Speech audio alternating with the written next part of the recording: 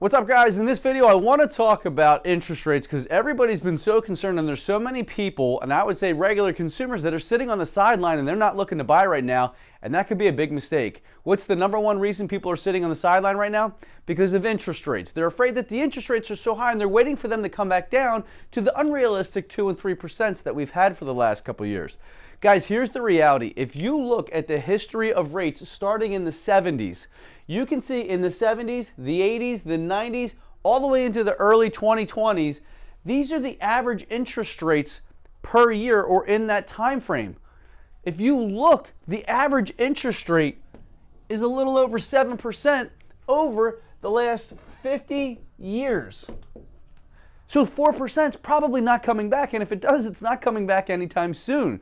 So when you look at buying a house, yes, you may look at a house now, and when you were comparing it to 2 years ago or to last year, your payment was $1,265, principal and interest on a $300,000 mortgage.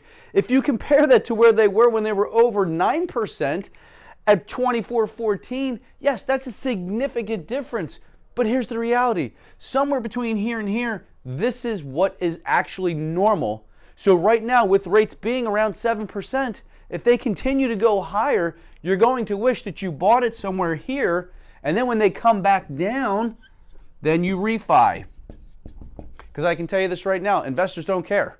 Investors are buying a property, so people that are still paying rent, unfortunately, they're paying higher rent. In the interim, you buy a house, let's just say you buy a house here, and while you're riding this out, you come back and refi. This is all equity.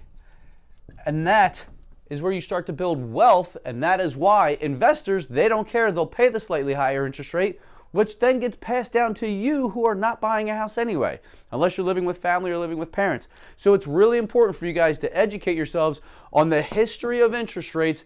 Somewhere between 5 and 7% is the norm over the last 50 years. That's why right now is actually not a bad time at all to buy. In fact, there's so many less people that are shopping for a house, it makes it a great time to buy a house just because there's a lot less competition, okay? If rates come back down, guess what? There's going to be a whole lot more people jumping in the market so that they can try to buy a house as well.